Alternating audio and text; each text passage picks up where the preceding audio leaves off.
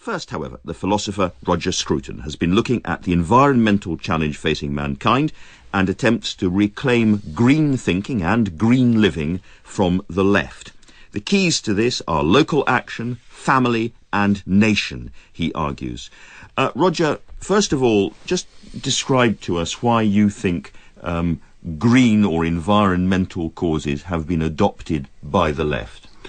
I think they were adopted partly because they fitted at the time so well into the oppositional mentality which is prevalent always on the left.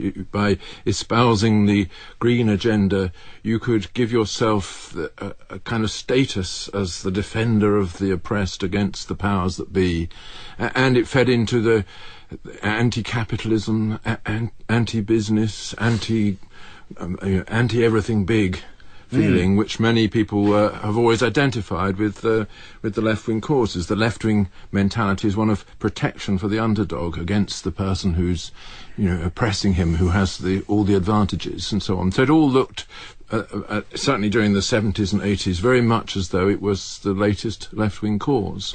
And of course, partly because of the sort of depredations caused by capitalism and big corporations around the world. Absolutely, yes. But you distinguish very much between aspects of American conservatism and European conservatism. Yes, I think American conservatism has always been wrapped up with the American admiration for enterprise, for taking hold of problems and solving them yourself. And, of course, the respect for business and innovation that goes with this. So, inevitably, American conservatism has been much more closely intertwined with market economies and economic thinking. Your book looks at the long tradition of nature-centered thinking, local arguments in conservative and literary thought. Yeah. But you make it absolutely central to your case that love of home, love of locality, love of family, and ultimately love of nation should be at the centre of environmental thinking.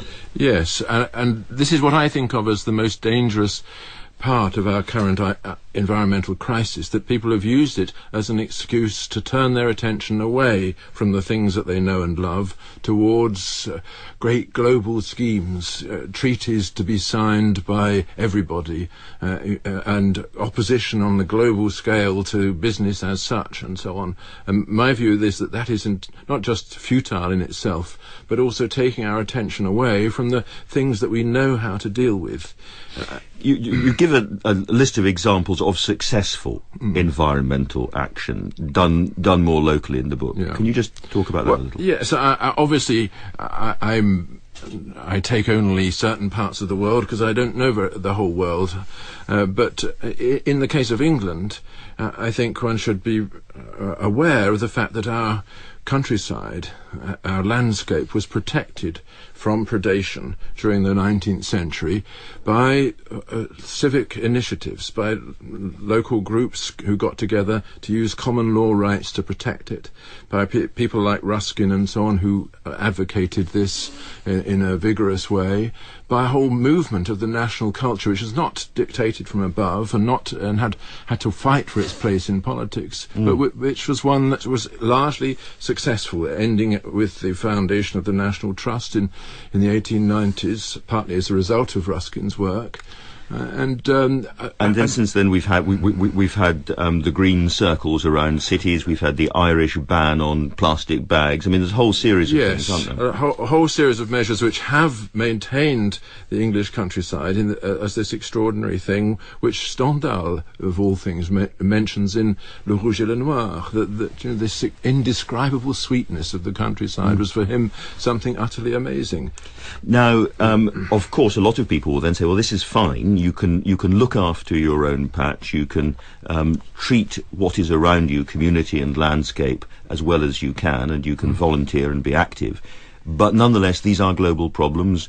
Global warming, if that is happening, is a global problem, which therefore requires global action, and therefore, however much one may mistrust them, requires global politicians, global comings together of the kind that you're critical of. Yes, I think, of course, global problems do require some kind of global remedy, if there is a remedy. But that means that you must search for that remedy from the right standpoint.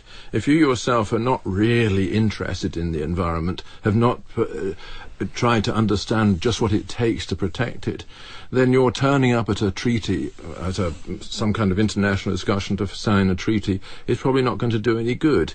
It's only if we have started from that premise of understanding and protecting what we know that we can actually understand how to do anything better. Can I ask about pleasure?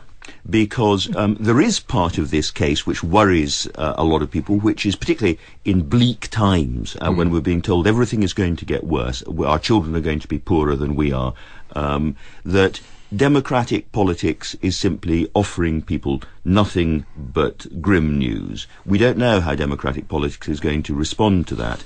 And on the environmental side, a lot of people might say that the Greens just bring us more misery. To think about green issues or conservatism issues rather than conservative issues is all about giving things up. Hair shirt, horrid.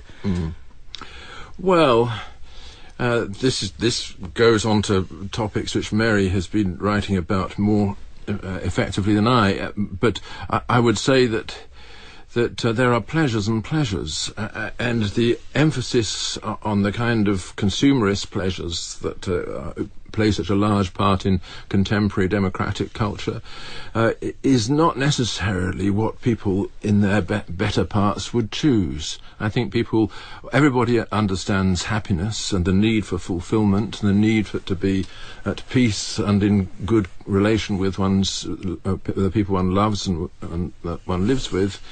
But many people, I think, feel that the emphasis on pleasure has a long-term cost that we don't really want to pay, that we ought to, that it's time for us to get used to pursuing something more serious.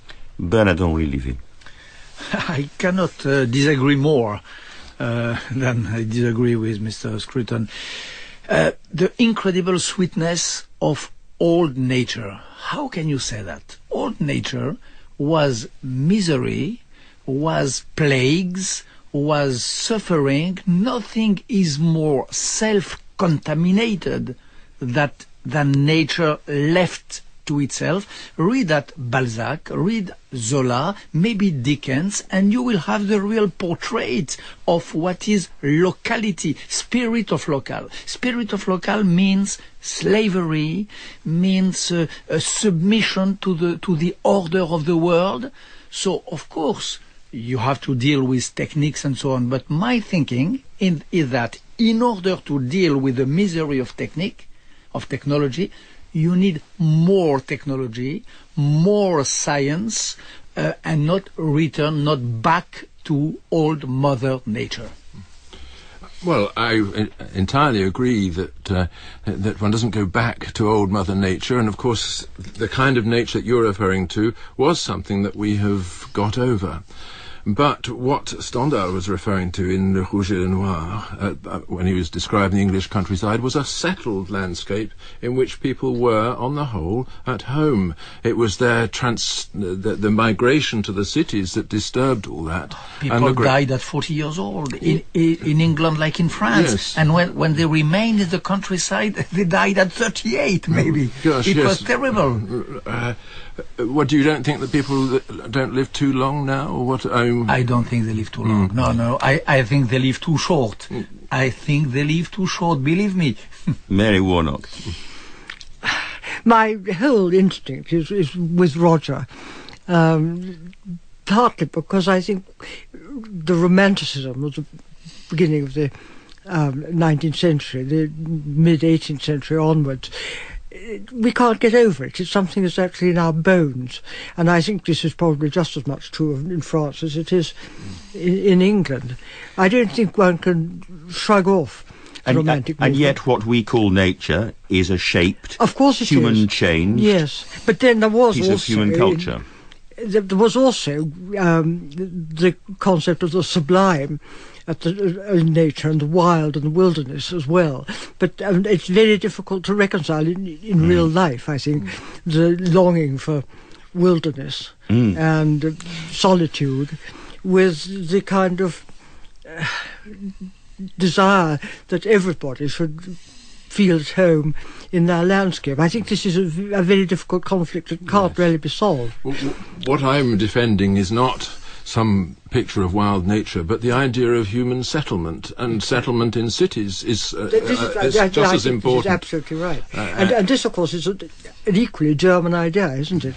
I suppose it is, yes. Well, most ideas come from Germany originally. Some come from England, a few come from France. Yes, What comes from Germany is the idea of Martin Heidegger saying that nature does not exist. Nature is always a cultured building.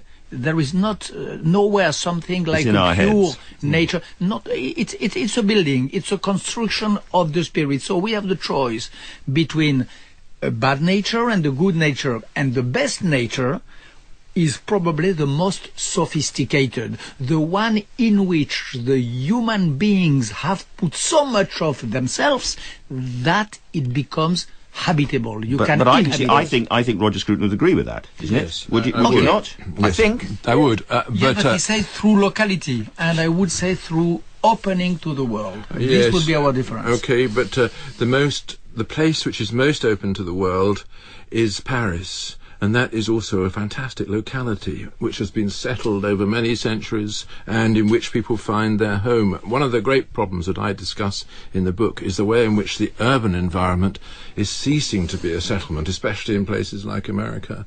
So we don't have that openness to the world. Can I just, before we move on, ask about one other idea which is in your book.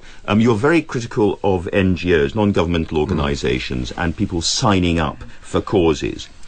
Given that so few people now believe in political parties, that notion of an entire menu or agenda of causes bundled together, isn't it very important that people do have an outlet for action on a more than local scale, and that therefore these organisations fulfil a crucial role? I think it depends on the nature of the organisation. I distinguish the big politicised NGO from the small charitable association, and I think that it is again a question of size as much as anything else, and whether the organisation serves its members rather than a great cause. I think serving its members is what keeps people into the volunteering spirit, makes them take charge of their own environment and their own condition, whereas the big NGOs, as it were, expropriate people's charitable instincts and devote them to causes that they don't necessarily understand. Lady Warnock. I think that this is true, and it's also perpetuated by education, particularly of small children. I mean, it's terribly easy for a teacher to say it's terrible to cut down the rainforests and so on. It's a cop-out, because they don't therefore engage with actual playground, classroom morality. They engage. It's always somebody else's fault. It's a sin committed at a high level. That's right, and children are taught from a very early age to think globally, and not to think how they behave towards one another, but to think how awful it is that people cut down these rainforests or whatever it is. And I think that's a terrible, terrible moral mistake.